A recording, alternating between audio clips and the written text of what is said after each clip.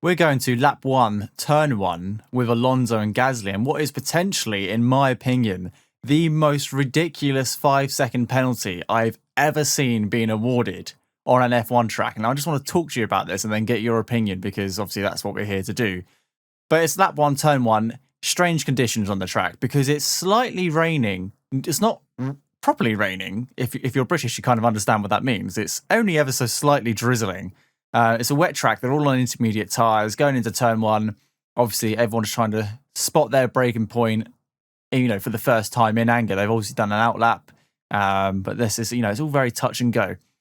We've got Gasly in the inside of Perez, who's on the inside of the corner, then Gasly, who's in the middle, and then you've got Alonso on the far right. And it looks like Gasly just gets a bit of understeer and goes not horrendously wide, looking at the onboard footage, clips Alonso's rear tyre and sends Alonso into what is undoubtedly the most perfect 360 spin he could have ever asked for, given the circumstances. And cut a long story short, but Gasly receives a 5-second penalty, and I can't for the life of me figure out how this has happened, because at the start of the year, at the start of every year, the FIA talk about how they're going to be a little bit more lenient about racing incidents and not awarding penalties too quick, especially on lap 1. They've always mentioned lap 1 is a little bit of a buffer when it comes to awarding penalties. Unless someone's done something, horrendously stupid, then we're not going to be awarding penalties.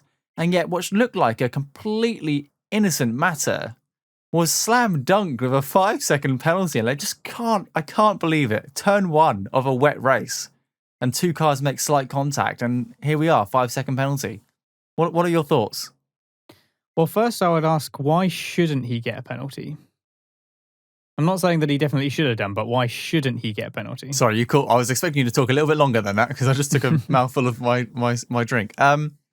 Because it was a racing incident, and these things happen, and it's turn 1. Why is it a racing incident? Because it was an accident. Because there was no foul play. But that's not the definition of a racing incident. No, but he had someone on the inside of him, and I don't think there was any driver at fault. Alonso stuck it around the outside, was running halfway off the track anyway, so it probably shouldn't have been there. It just seemed like one of those things where no one's to blame. It was a racing incident, but yet one driver got a 5-second penalty. I know Alonso dropped back further down the grid, but it just seems ridiculous if you're asking me. Yeah, every time I think that my opinion has sort of solidified more on the penalties and racing incident thing, but I know we have another incident that makes me sort of less sure about where I stand on it.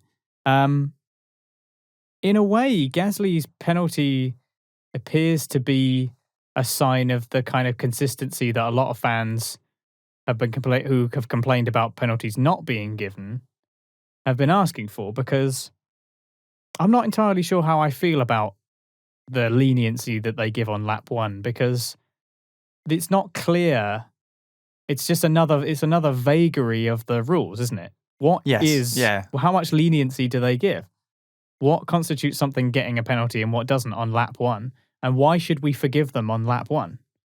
What is the logic behind letting people get away with things on lap 1? I'm not really fully aware of what the rules are. I've certainly not been able to find exactly any specific mention of what they consider to be, allowable on lap 1. Because, for example, Bottas misjudging his braking at Hungary, clearly he got a penalty for that. That was on lap 1. They weren't going to be lenient about that. They weren't going to be lenient about Alonso hitting Schumacher.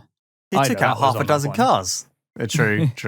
Yeah, obviously Bottas, the example with Bottas is far more extreme. It's far more obvious. I feel like the Alonso Schumacher incident, which feels weird talking about Alonso and Schumacher, but actually talking about Mick instead of Michael, was Alonso went for an audacious move. He had attempted a move which I didn't think was possible.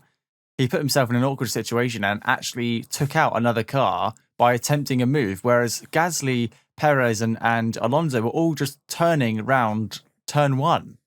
Like they were following. I'm not sure how much of a factor Perez is in this, really, because if you look at the onboards from other cars, Gasly and Perez aren't that close together, really. Okay. And Gasly is ahead of Perez, and Alonso is alongside him almost the entire way around the corner. So it's not like Gasly hasn't seen Alonso or he's focusing on Perez. There's a fair distance between the two of them. Gasly's claim that he was sandwiched is just not true. He wasn't stuck between two cars and couldn't go anywhere. He had basically picked a braking point that meant that when he turned, he had understeered into Alonso. If that were any other lap of the race and that had happened, then I think there would have been reasonable cause for a penalty there. But because it's so do I. lap 1, it's okay. So why is that? I don't know. I don't really understand it, I don't to be understand honest. either. But I just feel like what we're doing is highlighting the inconsistency from the FIA throughout this 2021 season, because we've seen drivers receive penalties for far less and drivers receive no penalties for bigger, issues. Yeah, I think the leniency on lap 1 is a strange one.